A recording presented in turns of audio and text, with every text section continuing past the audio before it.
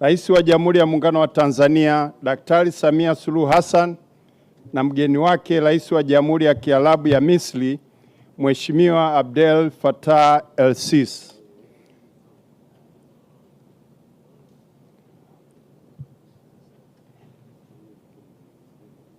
Waheshimiwa marais sasa wanaingia ukumbini.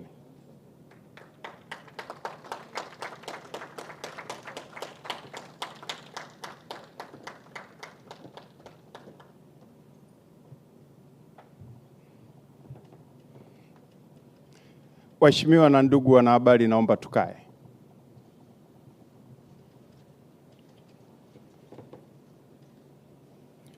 Waheshimiwa marais, waheshimiwa mawaziri, viongozi mbalimbali wa serikali kutoka Tanzania na Misri, wageni waalikwa, ndugu wanahabari, habari za mchana. Karibuni katika mkutano huu wa pamoja na waandishi wa habari kati ya Mheshimiwa Daktari Samia Suluhu Hassan, Rais wa Jamhuri ya Muungano wa Tanzania, na mgeni wake Mheshimiwa Abdel Fattah el-Sisi, Rais wa Jamhuri ya Kiarabu ya Misri. Mkutano huu unafanyika kufuatia ziara ya kitaifa ya Mheshimiwa Rais wa Jamhuri ya Kiarabu ya Misri nchini Tanzania na mazungumzo rasmi yaliyomalizika hivi punde hapa Ikulu jijini Dar es Salaam. Mchana wa leo viongozi wetu wawili wamefanya mazungumzo ya faragha yaliyofuatiwa na mazungumzo rasmi ya wawili yaliyozikutanisha pande zote mbili. Mazungumzo haya yamejikita katika kuimarisha ushirikiano kati ya Tanzania na Misri katika maeneo mbalimbali. Waheshimiwa marais watatueleza hivi punde wamekubaliana mambo gani.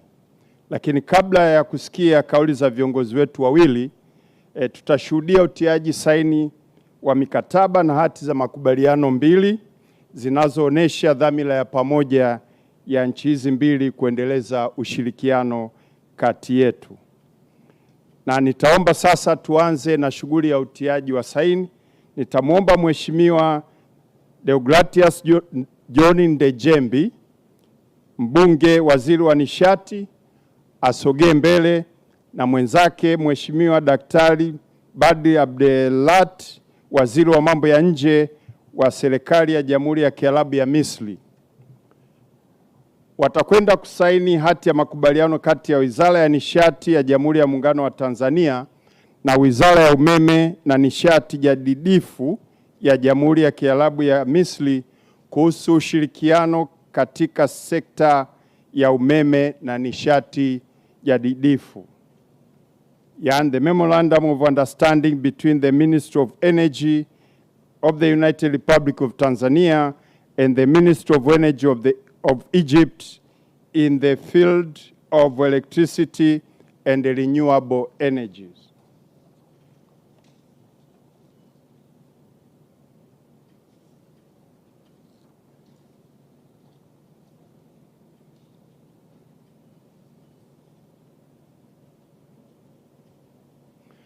Wakati wakiendelea na zoezi hilo, naomba Mheshimiwa Profesa Makame Mbarawa ajiandae.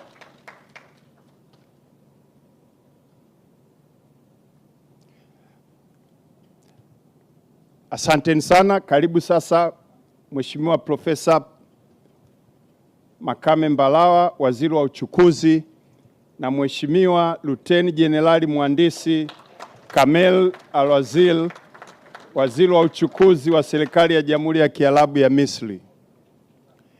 Wanakwenda kutia saini rasimu ya hati ya makubaliano kati ya serikali ya Jamhuri ya Muungano wa Tanzania na serikali ya Jamhuri ya Kiarabu ya Misri kuhusu ushirikiano katika sekta mbalimbali za uchukuzi. Yani the draft memorandum of understanding between the government of the United Republic of Tanzania and the government of the Arab Republic of Egypt on cooperation in various transport fields.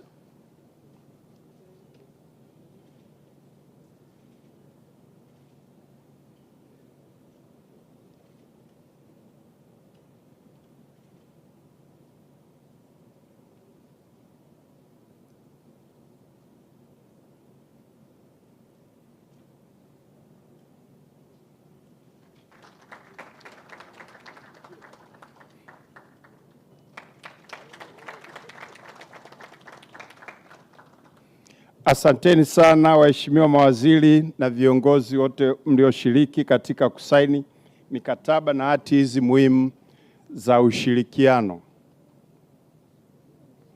Waheshimiwa marais, wanahabari sasa wako tayari kusikia matokeo ya mazungumzo yenu.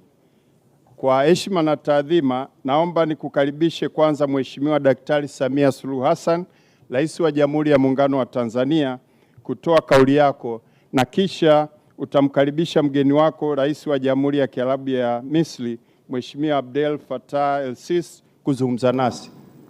Kwa heshima na taadhima, Mheshimiwa Rais, karibu sana.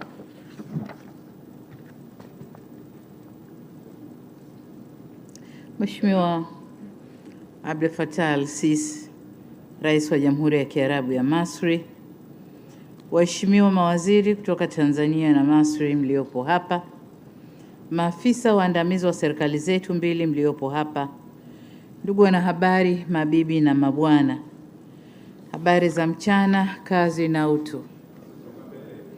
Hivi leo ndugu zangu, tumebarikiwa kuwa na ugeni mkubwa na mzito wa kaka yangu Mheshimiwa Abdel Fattah el-Sisi, Rais wa Jamhuri ya Kiarabu wa Misri, ambaye amekuja nchini kwa ziara ya kitaifa akiambatana na ujumbe wa wafanyabiashara na wawekezaji. Kwa hakika mimi pamoja na Watanzania wote tumeupokea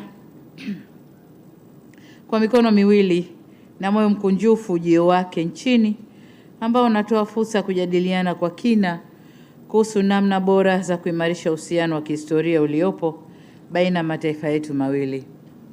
Baadhi yenu mtakumbuka hii sio mara ya kwanza kwa Mheshimiwa Rais el-Sisi kuja Tanzania. Alitutembelea mwaka 2017. Hiki ni kielelezo tosha cha uhusiano mzuri wa kidugu na wa kirafiki kati ya mataifa yetu mawili. Kwa msingi huo, ninaamini na nina matumaini makubwa kwa ziara hii itakuwa na manufaa makubwa kwa nchi zetu mbili. Na kwa sababu alishakuja mara mbili, mimi nilikwenda mara moja mwaka 2021, na leo amenialika tena niende, na tumekubaliana kwa wakati muafaka tutafanya ziara huko. Ndugu wanahabari, kama mnavyofahamu, Tanzania na Misri ni nchi rafiki na washirika wa karibu. Urafiki na uhusiano wetu umekuweko hata kabla ya ukoloni, pale ambapo wafanyabiashara wa Misri walikuwa wakija kwenye maeneo ya pwani ya Afrika Mashariki. Kipindi cha ukoloni, mataifa yetu mawili yalishirikiana kwa karibu zaidi kwenye harakati za kutafuta uhuru wa Afrika. Na baada ya kupata uhuru, mataifa yetu yameendelea kushirikiana kwenye nyanja mbalimbali, ambapo mwaka 1989 nchi zetu mbili zilianza tume ya pamoja ya ushirikiano, Joint Commission for Cooperation, JCC, na kupitia tume hiyo tumekuwa tukishirikiana kwenye sekta mbalimbali, hususan biashara na uwekezaji, kilimo, elimu, afya, maji, nishati na eneo la ulinzi na usalama.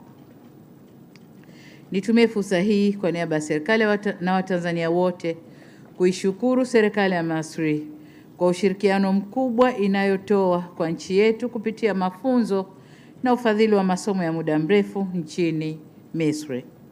Zaidi ya hapo, Watanzania, wataalamu wa Misri kwa kushirikiana na wataalamu wetu wametoa huduma za upasuaji wa wagonjwa wa moyo kwa Watanzania wapatao 420 katika kipindi cha miaka 10 iliyopita.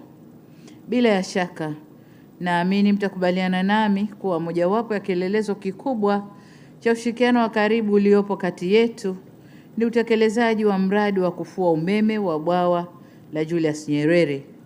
Mradi huu ni mkubwa ambao umegharimu kiasi cha shilingi trilioni 7.4 na umejengwa na kampuni mbili za kutoka nchini Misri. Hivyo tunaishukuru sana serikali na makampuni kutoka Misri kwa kushirikiana nasi kwenye utekelezaji wa mradi huu mkubwa sana. Mradi huu umegharamiwa kwa fedha zetu wenyewe na kujengwa na kampuni za Afrika. Huu ni uthibitisho kuwa nchi za Afrika zikiamua zinaweza kutekeleza miradi mikubwa ya kimkakati kama hii bila ushiriki wa mikono mingine ya nje ya Afrika. Katika ziara hii leo, muda mfupi uliopita, tulikuwa na mazungumzo na ujumbe wa wageni wetu tuliowapokea, Mheshimiwa Rais na ujumbe wake. Tumejadili masuala mengi sana yenye lengo la kukuza na kuimarisha uhusiano zaidi na ushirikiano kati ya mataifa yetu mawili. Mazungumzo yetu yalijielekeza katika kuimarisha uhusiano na ushirikiano kwenye masuala ya kiuchumi kwenye nyanja mbalimbali kama ifuatavyo. Moja, biashara na uwekezaji.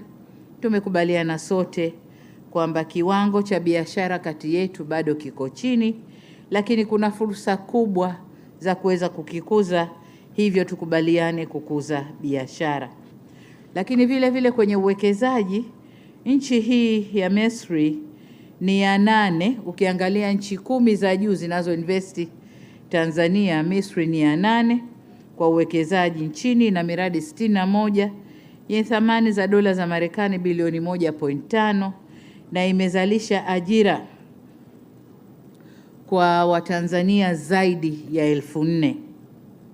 Na maeneo ambayo wamewekeza ni nishati, viwanda, ujenzi, kilimo, utalii na huduma nyinginezo.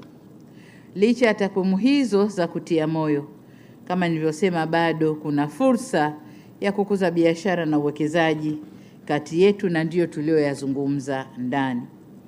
Katika ziara hii, Mheshimiwa Rais El-Sisi ameambatana na wafanyabiashara wakubwa 35 kutoka nchini Misri, ambayo hivi sasa wanakutana na wenzao wa Tanzania kwenye jukwaa la biashara. Nina imani kupitia jukwaa hilo na kwa kuzingatia fursa za uwepo wa eneo huru la biashara la Afrika, biashara na uwekezaji kati yetu itaongezeka maradufu. Kwa upande wa sekta ya kilimo, ndugu wanahabari, kwenye mazungumzo yetu tumebaini kuwa sekta ya kilimo cha mazao na mifugo inayo nafasi kubwa ya kukuza ushirikiano wa kiuchumi kati yetu pamoja na nchi nyingine za Afrika.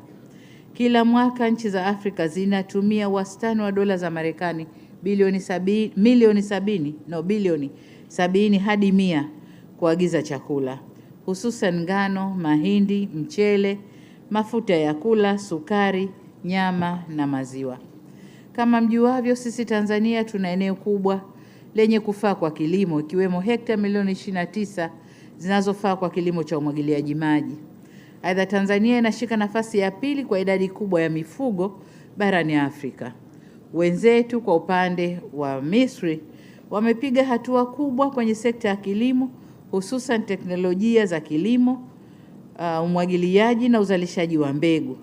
Kwa kutumia chanzo kimoja cha umwagiliaji ambacho ni mto Nile. Sisi Tanzania tuna mabwawa, tuna mito mingi na maziwa, lakini bado tuko nyuma kwenye umwagiliaji maji. Kwa hiyo tumeamua kushirikiana kwenye eneo hili kukuza kilimo chetu sisi Tanzania, lakini na wao tukilima kwa pamoja. Na tumekubaliana kuimarisha ushirikiano kwenye eneo hilo. Tumependekeza kusaidiana kwenye teknolojia za umwagiliaji maji, lakini kwa upande wao wameonyesha nia ya kuwekeza kwenye kilimo cha ufugaji pia hapa nchini, na kwa maana hiyo tumekubaliana kutumia ranchi yetu ya Ruvu ambayo kwa sasa haina kazi, tutaitumia kwa kuwekeza kwenye mifugo sisi na wao. Nimewakaribisha pia kuja kushirikiana na taasisi zetu ikiwemo JKT, magereza na NARCO ambazo zina maeneo makubwa yenye kufaa kwa kilimo na ufugaji, kwa ni pamoja na mradi wa kilimo kule Zanzibar. Eneo la tatu ni miundombinu ya uchukuzi. Kama mnavyojua, huwezi kukuza ushirikiano wa kiuchumi bila kuimarisha miundombinu ya usafiri na huduma za usafirishaji.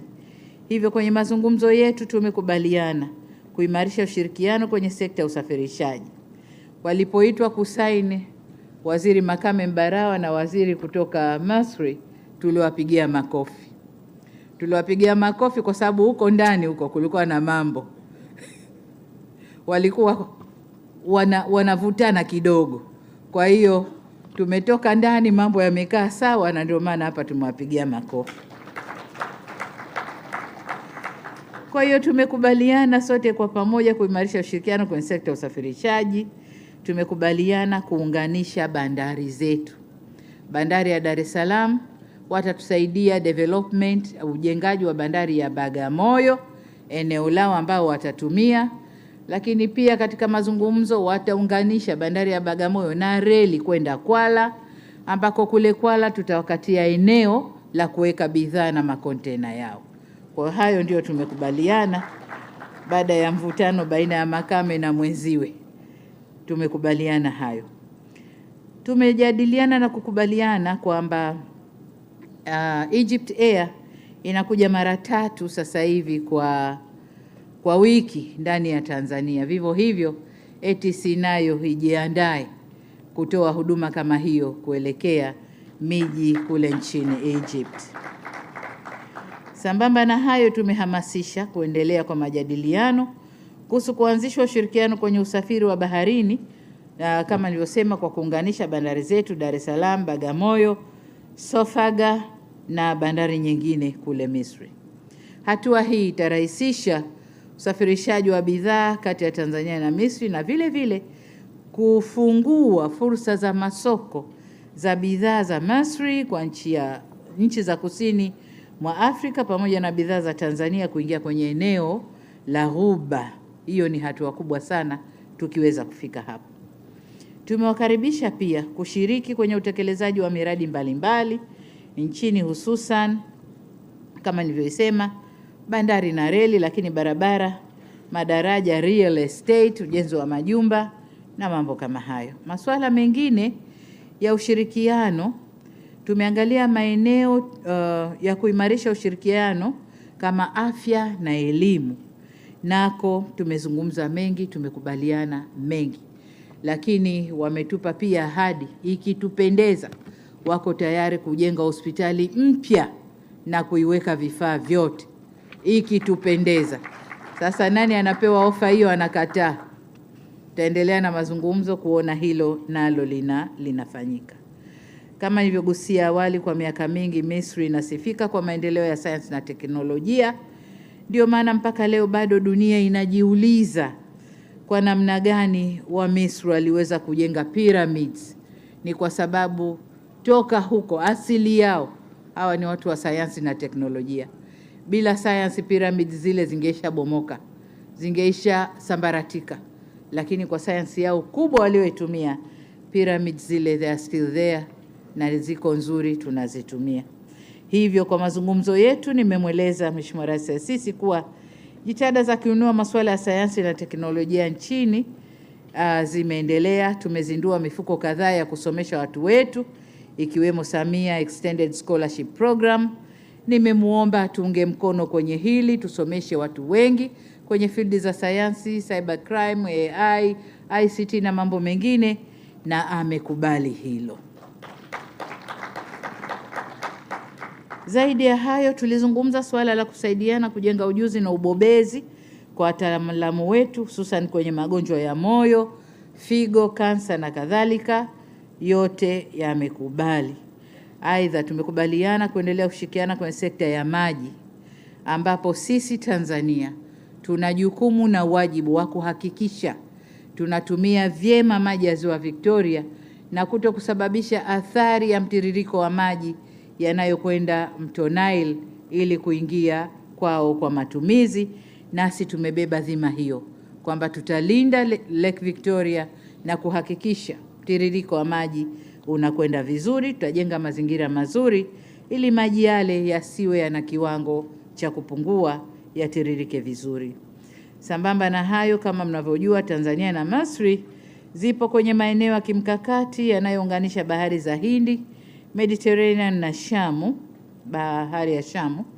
Kwa mantiki hiyo, maeneo hayo yamekuwa yakikabiliwa na changamoto mbalimbali za kiusalama, ikiwemo ugaidi, uharamia, uvuvi haramu na makosa mengine ya kimataifa. Hivyo tumekubaliana kuimarisha ushirikiano wa vyombo vyetu vya ulinzi na usalama ili kukabiliana na changamoto hizo. Masuala ya kimataifa, kama mnavyoelewa, sisi mataifa mawili wote ni wanachama wa Umoja wa Afrika, wanachama wa nchi zisizofungamana na upande wowote, wanachama wa Umoja wa Mataifa na pia wanachama wa nchi za Maziwa Makuu. Hivyo tumekubaliana kushirikiana vyema katika nyanja hizo na vile vile kuendeleza majadiliano ya bonde la mto Nile ili kufikia muafaka kuhusu matumizi bora na endelevu ya maji ya mto huo. Tumesisitiza kuwa mto Nile haupaswi kuwa chanzo cha migogoro, bali chombo cha kushirikiana na kuleta ustawi wa maendeleo kwa nchi zinazozunguka bonde hilo. Nimetumia fursa hiyo kumweleza Mheshimiwa Rais El-Sisi kuhusu dhamira ya Tanzania kuwania nafasi ya ujumbe usio wa kudumu wa Baraza la Usalama la Umoja wa Mataifa kwa mwaka 2029-30 na kuomba taifa la Misri litunge mkono, na wamekubali hivyo. Lakini vile vile nilimweleza kwamba Tanzania mwezi Februari mwaka huu ilikabidhiwa dhamana ya kuwa champion au msimamizi au mwendelezaji wa kuangalia afya ya mama na mtoto Afrika, na kumuomba anisaidie pia kwenye kutekeleza jukumu hilo. Kwa upande mwingine, ndugu zetu wa Misri, nchi yao inasifika kwa masuala ya kihistoria, na kama nilivyoeleza awali, nchi zetu mbili zishirikiana karibu kwenye enzi za harakati za kupigania uhuru mwaka 66. Hivyo sisi na wao tutakwenda pamoja kuhakikisha kwamba uhuru wa Afrika unabaki uhuru wetu, ni si uhuru wa watu wengine. Na hitimisho, ndugu zangu wanahabari, haya ni baadhi ya masuala ambayo tumeyajadili. Mengine ambayo nimeyasahau au nimeyaacha, Mheshimiwa Rais Abdel Fattah El-Sisi atayazungumza yeye nitakapomkaribisha. Nihitimishe kwa kutumia fursa hii kutoa rai kwa mawaziri wote wa Tanzania na wataalamu wetu, lakini vile vile kwa upande wengine kwa ndugu zetu wa Misri kuhakikisha kuwa yote tuliyojadili na kukubaliana na kaka yangu Mheshimiwa Rais wa Jamhuri ya Kiarabu ya Misri Mheshimiwa El-Sisi, pamoja na mikataba tuliyoisaini leo hapa katika mkutano wetu na ile iliyosainiwa kwenye jukwaa la wafanyabiashara kule, inakwenda kutekelezwa ipasavyo na bila kuchelewa. Tumekubaliana kuharakisha utekelezaji wa tuliokubaliana. Baada ya kueleza hayo, sasa napenda nimkaribishe Mheshimiwa Rais na yaweze kuzungumza nanyi waandishi wa habari. Mheshimiwa Rais, tafadhali.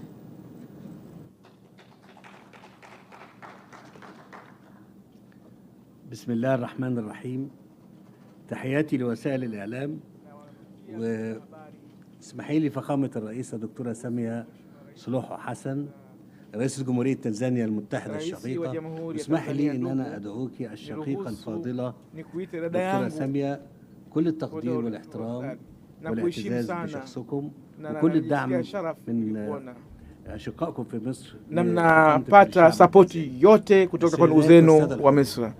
Ndugu zangu, kwanza naelezea furaha yangu kwa kuwepo hapa mjini kwenu, na nashukuru sana namshukuru sana Rais Samia Suluhu Hassan kwa makaribisho haya ya ukarimu.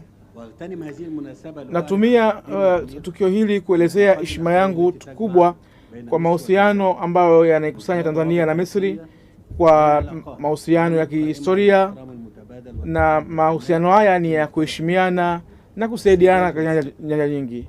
Mabwana na mabibi, watu wote tunatambua jinsi gani kuna viunganisho bora kati ya Tanzania na Misri ambazo zipo katika kipindi kirefu sana, na kuna mshirikiano wa kijamii, na ushirika huu wa kimkakati umefaulu kati ya miji miwili.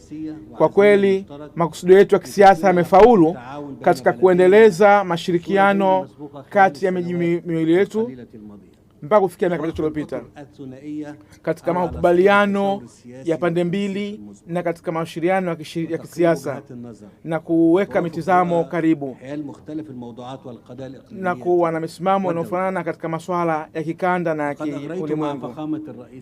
Tumezungumza pamoja na Mheshimiwa Rais na tumezungumza mazungumzo ya pande mbili muhimu ambayo yanaonyesha kusudio letu la kuweka ushirikiano mzuri kati ya miji miwili katika nyanja mbili tofauti ili kuweza kutumia uwezo wetu ya kutumikia wananchi wetu wa nchi mbili.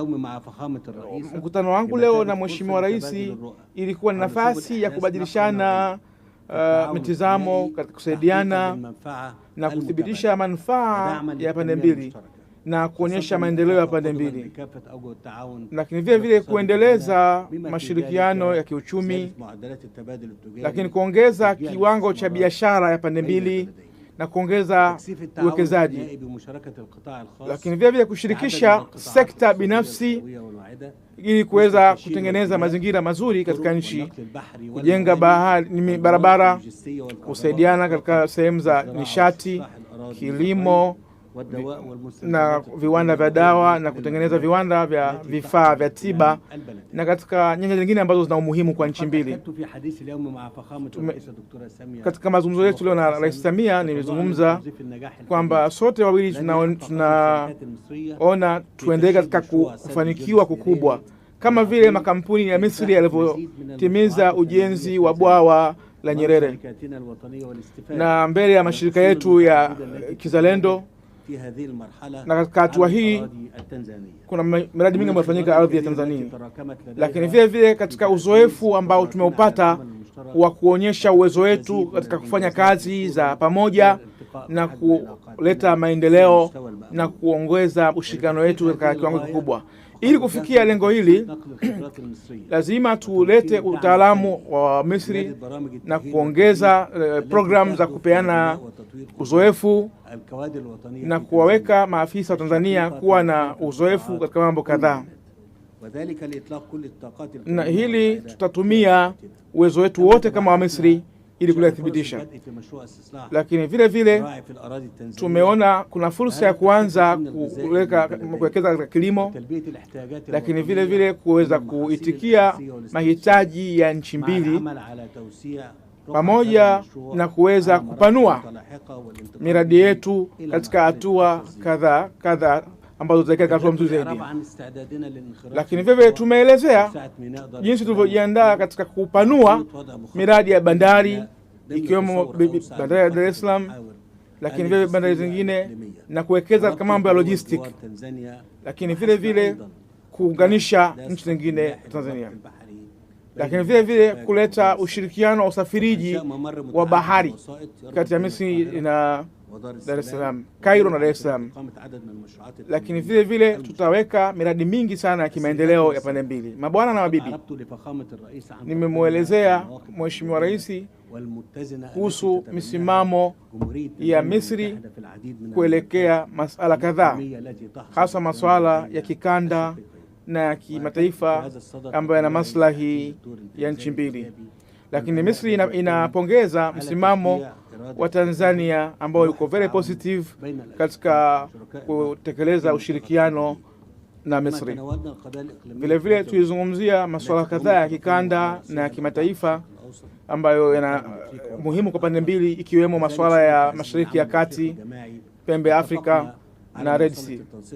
Lakini vile vile tumekubaliana katika swala zima la kupangilia mambo kati ya miji mbili katika masuala yote ambayo yana maslahi yenye kushirikiana.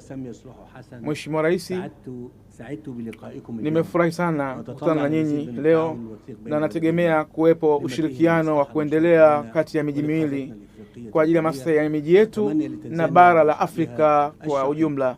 Na natamani kwa nchi hii mzuri ya Tanzania ipate heri zote na utulivu. Na kwa mara nyingine tena na kushukuru sana kwa mapokezi mema na kunipokea vizuri. Shukrani sana.